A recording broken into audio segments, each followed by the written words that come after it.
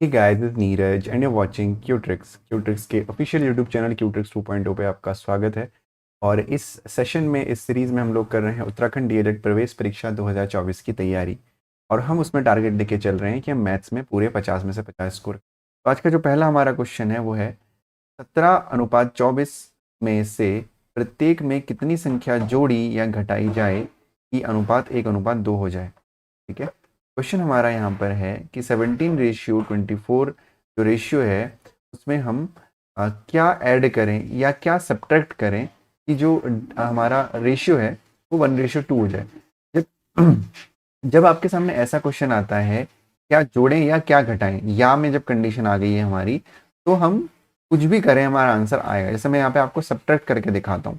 ठीक है, 17 है ना, क्योंकि देखो कुछ भी करेगा मतलब जो ऑप्शन दिए हुए ना, हमें या तो 5 घटाई जाए या 10 जोड़ी जाए या 7 जोड़ी जाए या 10 घटाई जाए, तो हमें दोनों को चेक करना पड़ेगा। सबसे पहले जोड़ना या घटाना चेक करना पड़ेगा। तो मुझे एक आइडिया है कि सब्ट्रैक्ट करने से शायद ये जल्दी आएगा। तो हम क्या करेंगे, माइनस एक्स दोनों में से हमने एक्स को माइनस कर दिया और इज इक्वल टू 1:2 है तो 1/2 लिख दिया।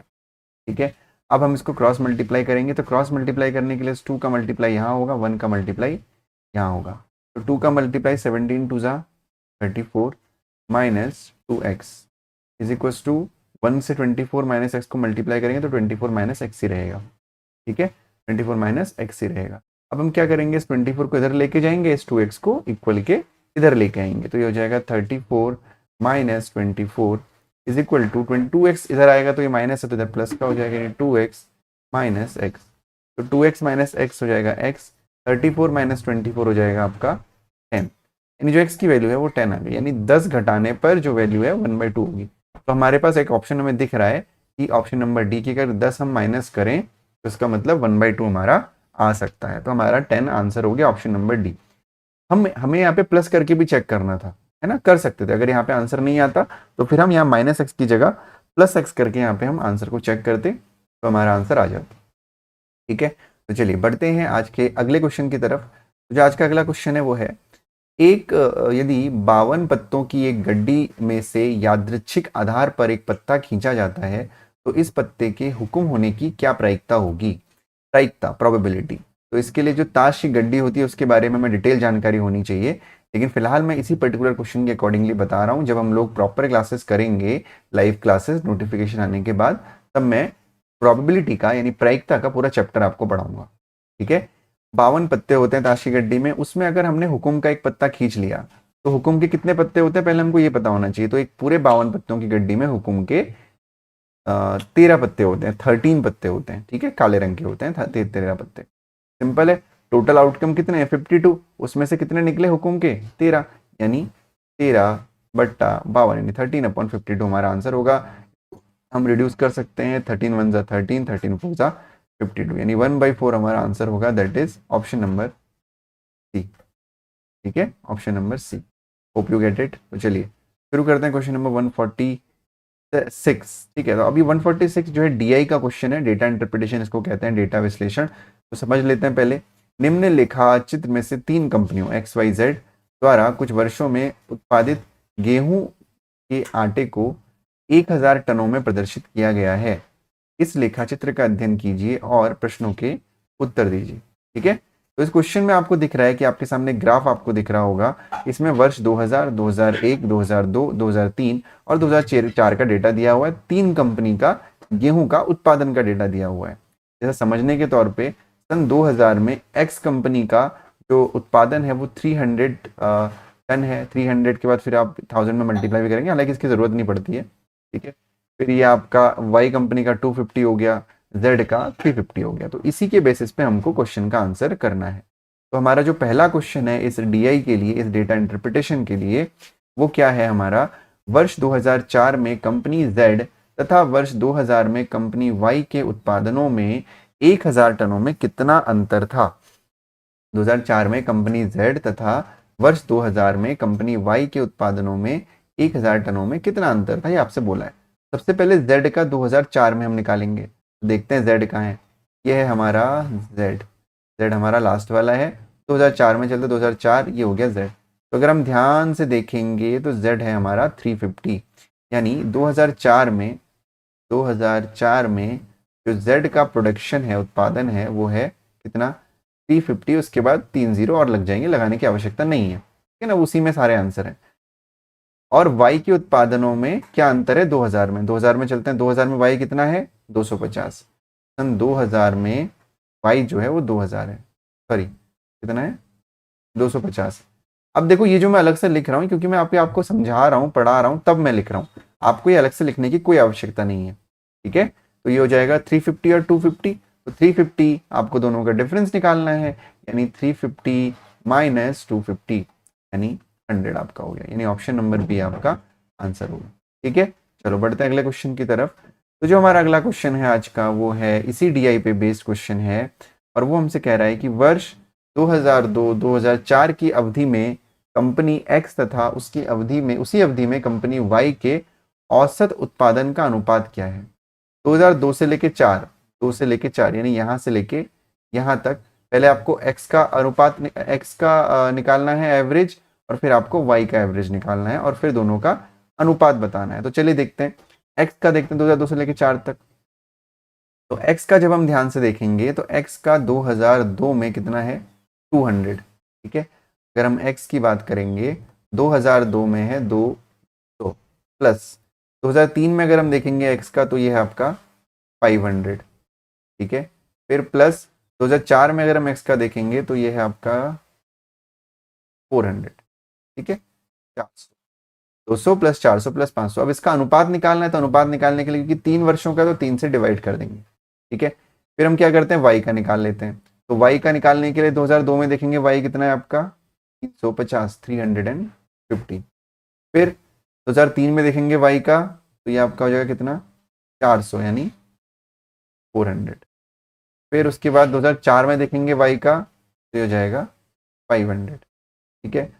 डिवाइड करेंगे किससे, फिर से 3 से डिवाइड करेंगे, तो x की वैल्यू यहाँ से निकाल लेते हैं पहले हम। तो x की वैल्यू क्या हो जाएगी 200 प्लस 500 प्लस 400 यानी 5 6 7 7 और 4 1100, तो ये हो जाएगा 1100 बट्टा 3। डिवाइड करने की जरूरत नहीं है, ऐसे रहने दीजिए। फिर y की जो वैल्यू हो जाएगी वो कितनी हो जाएगी 4 और 5 9, 9 और 3 12 यानी 1250 बट्टा 3। अब हमें अनुपात निकालना है, तो अनुपात का मतलब x अपॉन वाई करना है, तो x अपॉन वाई कर दीजिए 1100 अपॉन 3 डिवाइडेड बाई 1250 बट्टा 3 यानी 1100 बाई 3 इंटू 3 अपॉन 1250, ठीक है। रेशियो निकल जाएगा ना इससे, 3 से 3 कट गया, 0 से 0 कट गया, और 5 से काट दीजिए इसको, 5 2 ज़ा 10, 5 5 ज़ा 25, फिर 5 2 ज़ा 10 और 5 2 ज़ा 10 यानी ये आ गया आपका 22:25। कहीं पे थोड़ा सा गलत हुआ है ये मुझे लग रहा है, एक बार चेक कर लेते हैं। एक्स का मुझे लगता है कि गड़बड़ हुआ है क्योंकि 22 नहीं आना चाहिए, यहाँ पे 23 आना चाहिए, ठीक है। एक बार देख लेते हैं, 5 4 9 10 11, ठीक है। एक्स का 2002 में कितना है, एक्स का 2002 में है 200, ठीक है। एक्स का 2003 में कितना है 500, 2004 में कितना है 400, 5 4 9 10 1100 ही आ रहा है, 22/25, ठीक है। हमने बिल्कुल ठीक किया हुआ है क्वेश्चन, कहीं हमारी गलती नहीं है। तो जो आंसर आएगा वो आएगा 22/25, हो जाएगा 22:25 हमारा आंसर। अब गलती कहाँ है, इनके ऑप्शन में गलती है, या तो क्योंकि जिस भी पेपर से हमने इसको कॉपी किया हुआ है वो जो 2018 का पेपर है, या तो इनके ऑप्शन में गलती है, या तो यहाँ पे जो 2002 का है वहाँ पे 250 की जगह 230 250 होना चाहिए था, यहाँ पे गलती मिस प्रिंटेड है ये, ठीक है। कोई दिक्कत नहीं है, आपको सीखना था, आप सीख गए कि कैसे क्वेश्चन को करना है, तो होपफुली क्लियर हुआ होगा, ठीक है। आंसर हमारा बिल्कुल ठीक है, हमने बिल्कुल सही किया है, ऑप्शन यहाँ पे गलत है, या तो यहाँ पे कुछ मिस प्रिंटिंग है, ठीक है। चलिए देखते हैं अगला क्वेश्चन हमारा क्या है।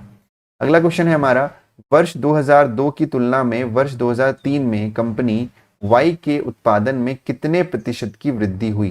देखिए ध्यान से, 2002 से 2003, तो अगर हम ध्यान से देखेंगे तो 2002 ये है, 2003 ये है, वाई देखेंगे तो बीच वाला है, तो वाई का 2002 में कितना है 350, कितना है 350। 2002 में जो वाई है वो है 350। फिर 2003 में जो वाई है वो कितना है 500। तो आपसे बोला गया है कि जो इंक्रीमेंट हुआ वो कितना हुआ, तो इसको निकालने के लिए हम सिंपली क्या करते हैं, पहले नॉर्मल कितना बढ़ा है वो देख लेते हैं, यानी 500 माइनस 350, और फिर कहाँ से बढ़ रहा है 350 से बढ़ रहा है, और फिर इंटू 100 ये करना होता है। तो 500 में से 350 माइनस करोगे तो ये आ जाएगा आपका 150 बट्टा 350, गुणा 100, 0 से 0 कैंसिल हो गया, 5 3 ज़ा 15, 5 7 ज़ा 35, तो ये आपका आ गया 300/7, 300/7% आपका यहाँ पे आंसर हो जाएगा। अब आप फिर बोलोगे सर ऑप्शन मैच नहीं हो रहा, ऑप्शन फिर से इसीलिए मैच नहीं हो रहा है क्योंकि यहाँ पे कहीं ना कहीं फिर से जो है ग्राफ में मिस्टेक है, हमने कहीं पे कोई गलती नहीं करी है, मेरा भरोसा कीजिए, बिल्कुल सही करी है। जो गलती है यहाँ पे मुझे लगता है जो गलती होगी वो यहीं पे है कि 2002 में गलती है, पिछले बार भी 2002 में गलती थी एक्स में, इस बार भी 2002 में गलती है। 2002 का ग्राफ जो है ये तुमने गलती से छोटा बना दिया है, ये हर किसी में 50-50 बढ़ना चाहिए था, एक्स में भी यहाँ पे 50 का इंक्रीमेंट होना चाहिए था, वाई में भी 50 का इंक्रीमेंट होना चाहिए था और जेड में भी 50 का इंक्रीमेंट होना चाहिए। 2002 का जो ग्राफ है वो गलत है। अगर यहाँ पे वाई पे जो है 350 की जगह 400 होता तब जाके हमारा आंसर 100/7 आ जाता, यानी ऑप्शन नंबर ए आता। हमारी जो कैलकुलेशन है क्वेश्चन के हिसाब से वो बिल्कुल ठीक है। जिस बुक से हमने इसको, जिस पेपर को हमने ये कॉपी किया हुआ है वहां पे ये मिसप्रिंटेड है, 50-50 डाउन हो गया ये बाई मिस्टेक। ठीक है, आपको सीखना था, उम्मीद है कि आपके जो समझ में आ गई होगी। ठीक है, बस अब हमको आंसर से मतलब है, तो आंसर हमको हमारा 300/7%। एग्जाम में ये एरर नहीं होते हैं, ठीक है, बुक वाले प्रिंटिंग में गलती कर सकते हैं। ठीक है, चलो बढ़ते हैं अगले क्वेश्चन की तरफ। तो नेक्स्ट क्वेश्चन है हमारा, दो बर्तनों ए तथा बी में अम्ल तथा पानी की मात्रा क्रमशः 4:3 तथा 2:3 के अनुपात में है। तदनुसार उन मिश्रणों से सी बर्तन में एक नया मिश्रण तैयार करने के लिए उन्हें किस अनुपात में मिलाना चाहिए ताकि नए मिश्रण में अम्ल और पानी की मात्रा आधी आधी हो जाए। अब जो लोग इस क्लास को देख रहे हैं डायरेक्टली जो है 148 नंबर के बाद हम 150 ले आए हैं, उसका कारण ये है कि जो पुराना वाला क्वेश्चन है उसमें बहुत सारी एरर है ना, जो ये मैं आपको बता रहा था 2002 वाली गलती है, तो वो जो क्वेश्चन था उसमें पूरा गड़बड़ हो जाता, इसीलिए उस क्वेश्चन को हमने फिलहाल स्किप करवा दिया है। ठीक है, दो बर्तनों ए तथा बी में अम्ल तथा पानी की मात्रा क्रमशः 4:3 है तथा 2:3 के अनुपात में है। तदनुसार उन मिश्रणों से सी बर्तन में एक नया मिश्रण तैयार करने के लिए उन्हें किस अनुपात में मिलाना चाहिए ताकि नए मिश्रण में अम्ल और पानी की मात्रा आधी आधी हो जाए। तो ये बहुत सिंपल सा क्वेश्चन है। ऐसा क्वेश्चन अगर आता है तो आपको एक फॉर्मूला, एक मेथड अप्लाई करना होता है जिसको हम कहते हैं मिक्सचर एंड एलिगेशन मेथड। ठीक है, तो उसके लिए हम क्या करते हैं, सिंपली जैसे 4:3 है, तो 4:3 का मतलब है कि टोटल 7 होता है, ये 4 + 3 7 होता है, 7 में से 4 पार्ट जो है एसिड है और 3 पार्ट वाटर है, तो हम सिर्फ एसिड को प्रायोरिटी देते हैं यहाँ पे, यानी एसिड कितना है 4/7, 4/7 एसिड हो गया। दूसरे बर्तन में कितना है एसिड, 2/3 और 2 5, और हमें टोटल हमें कितना करना है 1/2 करना है, आधा आधा करना है ना, आधा करना है एसिड, दो में से एक एसिड करना है। अब क्या करते हैं, इस तरीके से हम एरो बनाते हैं और यहाँ पे कौन सा नंबर आता है, यहाँ पे आता है हम इसमें से इसको माइनस या बड़े से छोटा माइनस करते हैं बेसिकली। तो 4/7 और 1/2 में बड़ा कौन सा है, ये आपका हो जाएगा 4 2 ज़ा 8 7 1 ज़ा 7, तो ये बड़ा हो जाएगा, नहीं यहाँ पे आप करोगे 4/7 - 1/2। सिमिलरली यहाँ पे बड़ा कौन सा है, यहाँ पे आपका ये वाला ये बड़ा है, ठीक है ना, यहाँ पे आप करोगे 1/2 - 2/5, बड़े से छोटा माइनस करना है। तो इसको जब आप सॉल्व करोगे तो ये आपका हो जाएगा 5 दूनी 10 और 5 - 4, यानी आपका हो जाएगा 1/10। ठीक है, सिमिलरली इसको जब आप करोगे तो ये आपका हो जाएगा 7 2 ज़ा 14, 4 2 ज़ा 8 - 7, यानी 1/14 हो गया। यानी जो रेशियो आ गया हमारा वो आ गया 1/10 रेशियो 1/14। अब इसको सिंपलेस्ट फॉर्म में कन्वर्ट करने के लिए हमें क्या करना होता है, हमें एलसीएम लेना होता है 140, तो 10 14 ज़ा और फिर 10 10 ज़ा, तो जो नया रेशियो मिला वो मिला हमें 14/10। इसको हम छोटा कर सकते हैं 2 7 ज़ा और 2 5 ज़ा, तो जो रेशियो मिल जाएगा वो मिल जाएगा 7/5। तो होपफुली ये क्वेश्चन भी आपको समझ में आया होगा। ऑप्शन नंबर ए आपका आंसर है। बहुत आसान क्वेश्चन था, इजी क्वेश्चन था, थोड़ी बहुत आज की क्लास में गड़बड़ रही क्योंकि ये दोनों क्वेश्चन में जो एरर है वो 2002 में एरर है, लेकिन होपफुली आपको क्वेश्चन समझ में आया होगा। देखो मेथड हमको आना चाहिए, बाकी हमें कोई टेंशन नहीं है। ठीक है, तो अगर आपको क्लास अच्छी लगी हो तो लाइक बटन पे क्लिक कर देना और उसके बाद सब्सक्राइब भी कर देना चैनल को और वीडियो को ज़्यादा से ज़्यादा शेयर कर देना।